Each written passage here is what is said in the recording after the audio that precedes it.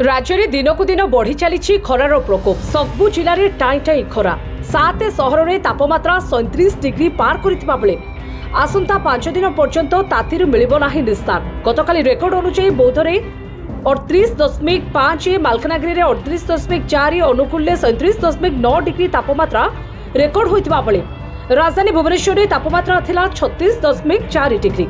सेपरी कटक में 34.6 डिग्री रहितला सर्वोच्च तापमात्रा। एबेठु एते तातीर परिमाण बढ़ी जाइछि जे आगको आहुरी तातीर परिमाण बढ़िबो बोली आंचलिक पाणीपाग विभाग अनुमान करिछि।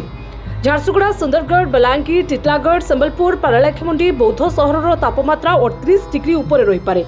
भुवनेश्वर व्यतीत उपकूलर अन्य समस्त सहर में पारद 35 डिग्री भितर रहिबार संभावना रही।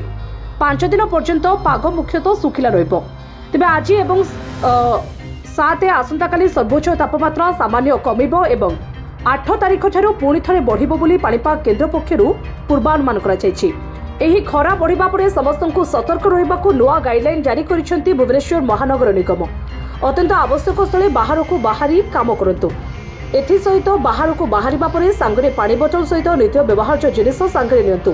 शरीर को ठंडा रखंतु। ब्यूरो रिपोर्ट, जे न्यूज।